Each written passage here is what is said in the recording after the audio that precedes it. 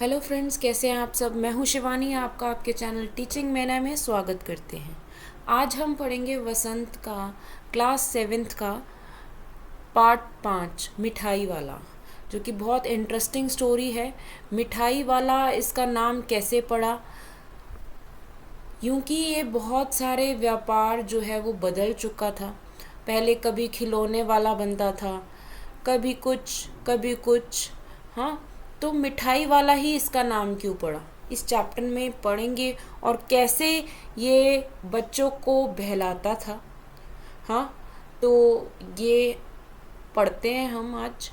मिठाई वाला बहुत ही मीठे स्वरों के साथ यह गलियों में घूमता हुआ कहता, बच्चों को बहलाने वाला, खिलौने वाला।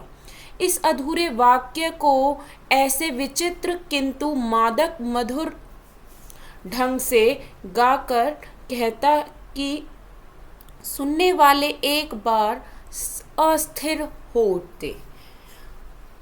अस्थिर हो उठते मतलब अनस्टेबल, ठीक है, कि देखते जाकर कि कौन आया है। उन्हें स्नेह अभिषिक्त कंठ से फूटा हुआ गान सुनकर निकट के मकानों में हलचल मच जाती। छोटे छोटे बच्चों को अपनी गोद के लिए युवतियां चिकों को उठा कर चिक, आप सबको पता होगा चिक क्या होती है। चिक मतलब जो गैलरी में धूप से बचने के लिए लगाई जाती है, वो चिक, पर्दा टाइप, ठीक है, को उठाकर छज्जों पर नीचे झांकने लगती। गलियों और उनके अंतर्व्यापी छोटे छोटे उद्यानों में खेलते और इठलाते हुए बच्चों का झुंड उसे घेर लेता, और तब वह खिलौने वाला वही बैठकर खिलौनों की पेटी खोल देता। बच्चे खिलौने देखकर पुलकित हो उठते, मतलब खुश हो जाते। पुलकित हो उठते यानी खुश हो जाते। वे पैसे लाकर खिलौने का मोल भाव करने लगते। पूछते, इचका दाम क्या है? ऑल इचका, ऑल इचका। खिलौने वाला बच्चों को देखता और उनकी नन्ही नन्ही उंगलियों से पैसे ले लेता और बच्चों की इच्छा अनुसार उन्हें खिलौने देता। खिलौने लेकर फिर बच्चे उछलने कूदने लगते, और तब फिर खिलौने वाला उसी प्रकार गाकर कहता, बच्चों को बहलाने वाला, खिलौने वाला। सागर की हिलोर की भांति उसका यह मादक गान गली भर के मकानों में इस ओर से उस ओर तक लहराता हुआ पहुंचता, और खिलौने वाला आगे बढ़ जाता। राय विजय बहादुर के बच्चे भी एक दिन खिलौने लेकर घर आए। वे दो बच्चे थे, चुन्नू और मुन्नू। चुन्नू जब खिलौने ले आया तो बोला, मेला घोला कैसा छुंदल है, मतलब मेरा घोड़ा कैसा सुंदर है। मुन्नू बोला, और देखो मेला कैसा छुंदल है, मतलब कि देखो मेरा कैसा सुंदर है। दोनों अपने हाथी घोड़े लेकर घर भर में उछलने लगे। इन बच्चों की माँ रोहिणी कुछ देर तक खड़े खड़े उनका खेल निरखती रही, मतलब देखती रही। निरखती रही यानी देखती रही। अंत में दोनों बच्चों को बुलाकर उसने पूछा, अरे ओ चुन्नू मुन्नू, ये खिलौने तुमने कितने में लिए हैं? मुन्नू बोला, 2 पैसे में। खिलौने वाला दे गया है, खिलौने वाला दे गया है। रोहिणी सोचने लगी, इतने सस्ते कैसे दे गया है, कैसे दे गया है, यह तो वही जाने, लेकिन दे तो गया ही है, इतना तो निश्चय है। एक जरा सी बात ठहरी, रोहिणी अपने काम में लग गई। फिर कभी उसे इस पर विचार करने की आवश्यकता भी भला क्यों पड़ी। मतलब इतने सस्ते जब कोई चीज़ देता है तो एक बार को आश्चर्य तो होता है, हैरानी होने लगी वैसे ही रोहिणी को कि इतने सस्ते कैसे दे गया। हाँ, तो फिर वो अपने काम में व्यस्त हो जाती है और सोचने की आवश्यकता नहीं पड़ती उसको। फिर 6 महीने बाद 6 महीने बाद नगर भर में 2-4 दिनों से एक मुरली वाले के आने का समाचार फैल गया। लोग कहने लगे, भाई वाह, मुरली बजाने में वह एक ही उस्ताद है। मुरली बजाकर गाना सुनाकर वह मुरली बेचता भी है, सो भी 2-2 पैसे में। भला इसमें उसे क्या मिलता होगा? मेहनत भी तो ना लग आती होगी। एक व्यक्ति ने पूछ लिया, कैसा है वह मुरली वाला? मैंने तो उसे नहीं देखा। उत्तर मिला, उम्र तो उसकी अभी अधिक ना होगी, यही 30-32 का होगा। दुबला पतला गोरा युवक है। ठीक है, बीकानेरी रंगीन साफा बांधता है। वही तो नहीं जो पहले खिलौने बेचा करता था? वहां वह खिलौने भी बेचा करता था। तो सबको संदेह होता है कि वही तो नहीं जो खिलौने बेचा करता था, वही तो बांसुरी नहीं बेचा करता अब। हाँ, जो आकार प्रकार तुमने बतलाया उसी प्रकार का वह भी था, तो वही होगा। पर भाई वह एक उस्ताद। प्रतिदिन इसी प्रकार इस मुरली वाले की चर्चा होती। प्रतिदिन नगर की प्रत्येक गली में उसका मादक मृदुल स्वर सुनाई पड़ता। बच्चों को बहलाने वाला मुरलिया वाला। रोहिणी ने भी मुरली वाले का यह स्वर सुना। तुरंत ही उसे खिलौने वाले का स्मरण हो आया मतलब याद आ गई। उसने मन ही मन कहा, खिलौने वाला भी इसी तरह गा गा कर खिलौने बेचा करता था। रोहिणी उठकर अपने पति विजय बाबू के पास गई। जरा उस मुरली वाले को बुलाओ तो चुन्नू मुन्नू के लिए ले लूं।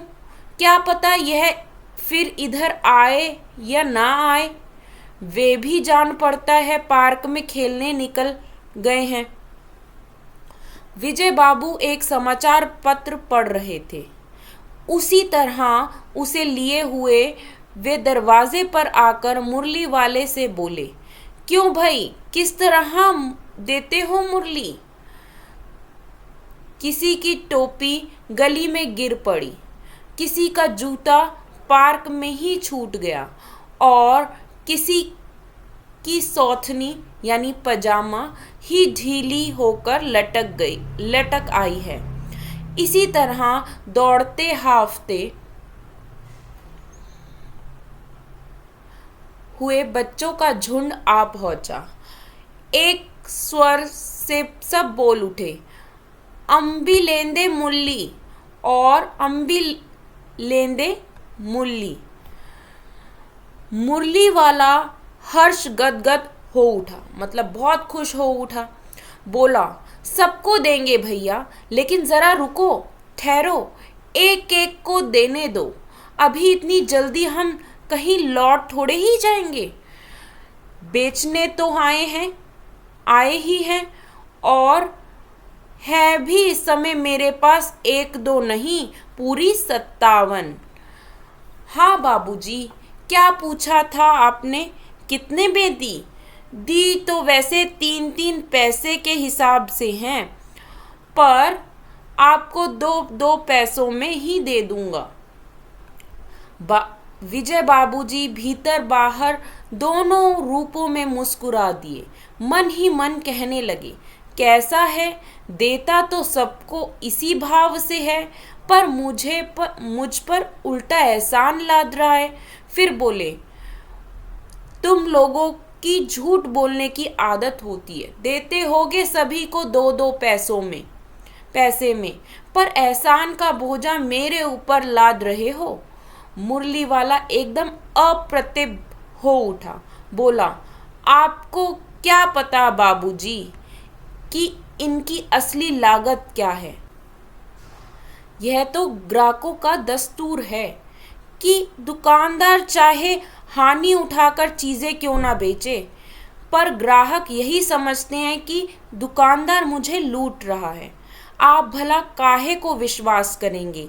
लेकिन सच पूछिए तो बाबूजी, असली दाम तो असली दाम 2 ही पैसा है। आप कहीं से 2 पैसे में ये मुरली नहीं पा सकते।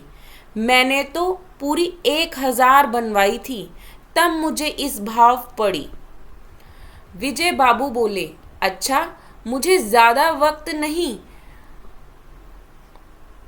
जल्दी से 2 ठो निकाल दो। 2 मुरलियां लेकर विजय बाबू फिर मकान के भीतर पहुंच गए। मुरली वाला देर तक उन बच्चों के झुंड में मुरलियां बेचता रहा। उनके पास कई रंग की मुरलियां थी।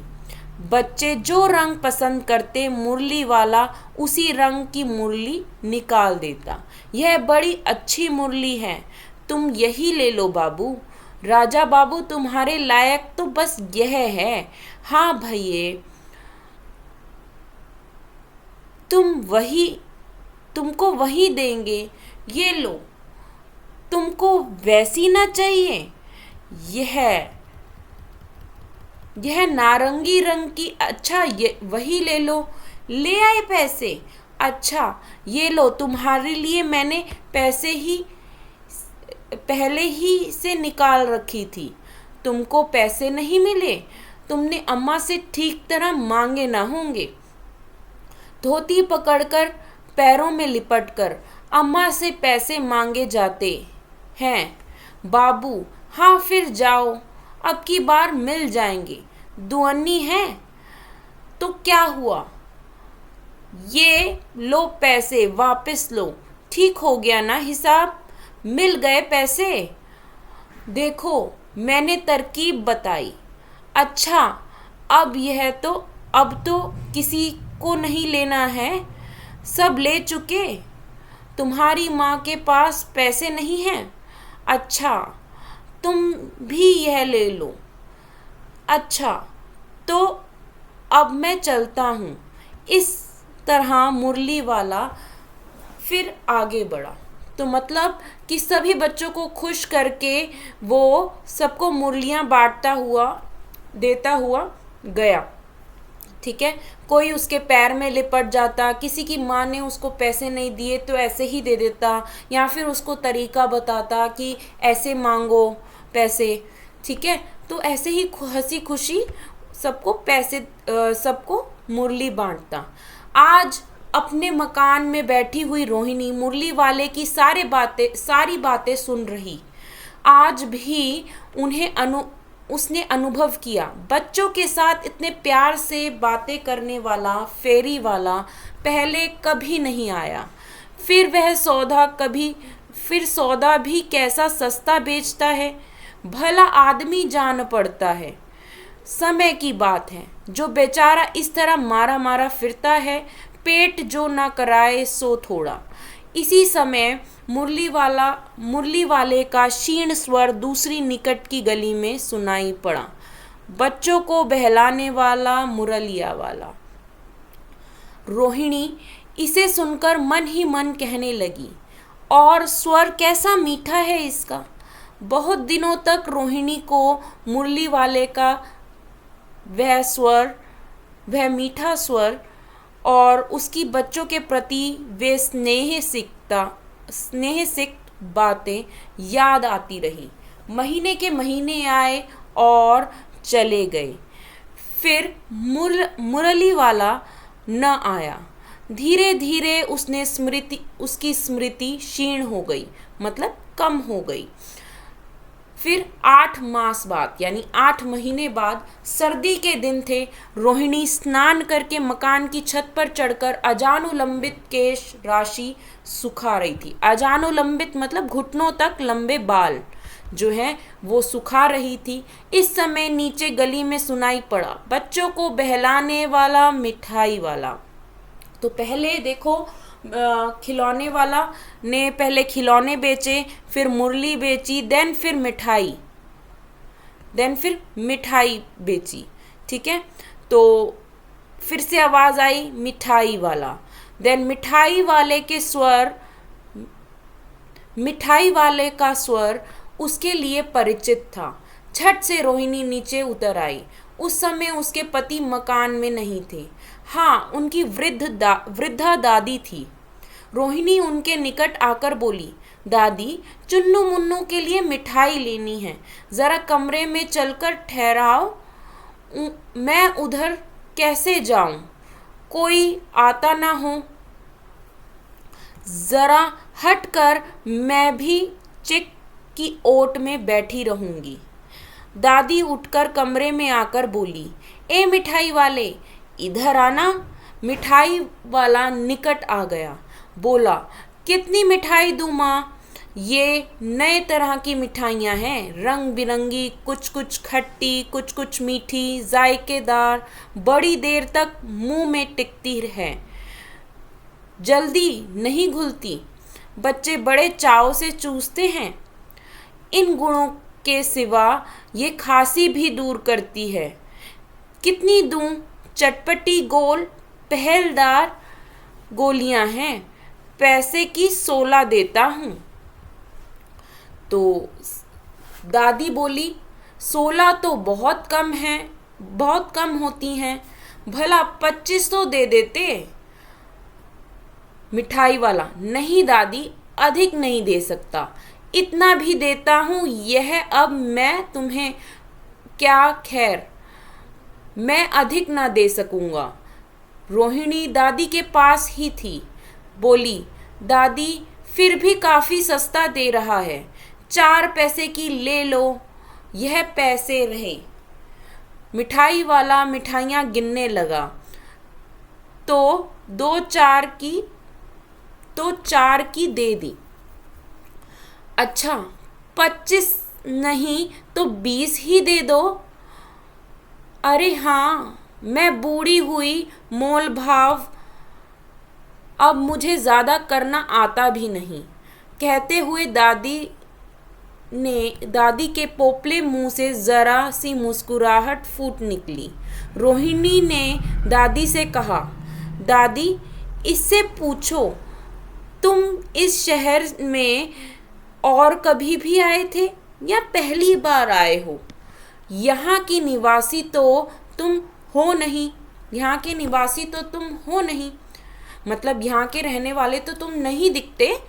पहले कभी आए हो या नहीं? दादी ने इस कथन को दोहराने की चेष्टा की ही थी कि मिठाई वाले ने उत्तर दिया, पहली बार नहीं, और भी कई बार आ चुका हूँ। रोहिणी चिक की आड़ ही से बोली, मतलब चिक में रहकर ही बोली, पहले यही मिठाई बेचते हुए आए थे या कोई और चीज़ लेकर? मिठाई वाला हर्ष, संशय और विस्मय आदि भावों में डूब कर बोला। ठीक है, तो वो खुशी से और संशय से और आश्चर्य होते हुए बोला, इससे पहले मुरली लेकर आया था, उससे भी पहले खिलौने लेकर। रोहिणी का अनुमान ठीक निकला। अब तो वह उससे और भी कुछ बातें पूछने के लिए अस्थिर हो उठी, मतलब अनस्टेबल हो उठी। उत्सुकता उसकी बहुत ज़्यादा बढ़ने लगी कि भाई ये किस भाव से, मतलब इतना सस्ता क्यों बेचता है।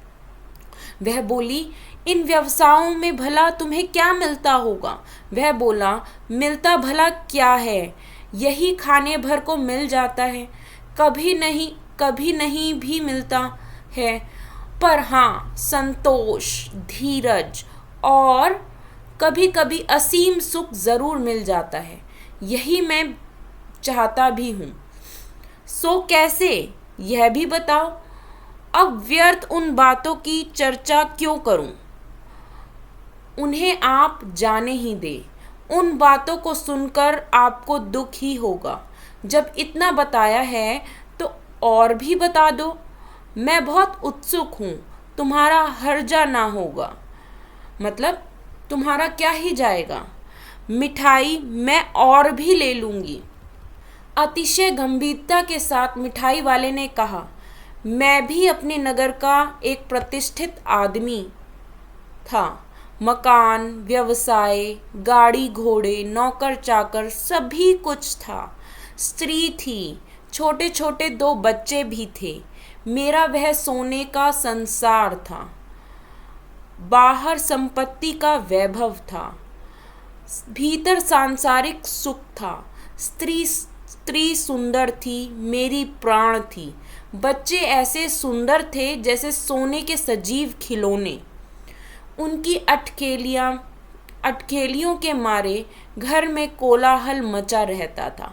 कोलाहल मतलब शोर मचा रहता था।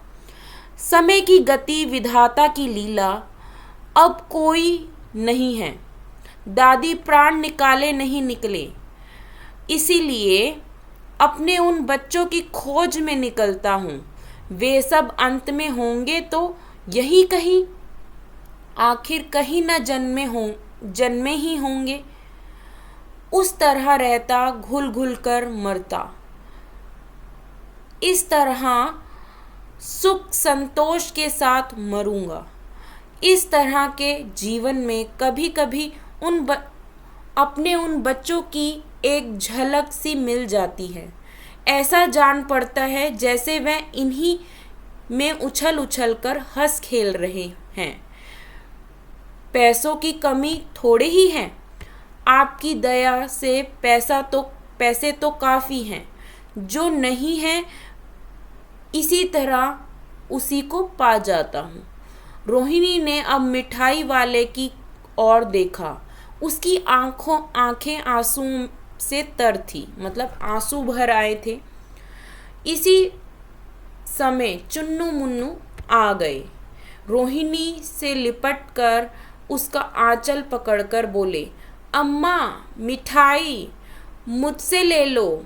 यह कहकर तत्काल कागज़ की 2 पुड़ियाँ मिठाइयों से भरी मिठाई वाले ने चुन्नू मुन्नू को दे दी। रोहिणी ने भीतर से पैसे फेंक दिए। मिठाई वाले ने पेटी उठाई और कहा, अब इस बार ये पैसे ना लूँगा। दादी बोली, अरे अरे, ना, अपने पैसे लिए जा भाई। तब तक आगे फिर सुनाई पड़ा उसी प्रकार मादक मृदुल स्वर में, बच्चों को बहलाने वाला मिठाई वाला। तो इससे ये जो कहानी है ये भगवती प्रसाद वाजपेयी ने लिखी है, मिठाई वाला। बहुत इंटरेस्टिंग स्टोरी थी कि पहले वो खिलौने वाला बनता है, देन मुरलिया वाला, और फिर उसके बाद मिठाई वाला। और किस कारण से वो बच्चों को इतनी सस्ती मिठाई देता है। वो सिर्फ पैसा कमाने के लिए नहीं देता है, वो इसीलिए देता है ताकि उसके जो बच्चे थे और उनकी झलक पा सके। जो संतोष उसको मिलता था बच्चों की स्माइल देखकर और बच्चों की खुशी देखकर, वो उसमें अपने बच्चे देखता था। बच्चों में उनमें अपने बच्चे देखता था जो कि वो अब नहीं थे। तो यही संतोष उसको मिलता था, सेटिस्फैक्शन मिलती थी देखकर कि बच्चे खुश हैं, अटखेलियाँ करते हैं, कोलाहल करते हैं। कोलाहल मतलब शोर करते हैं।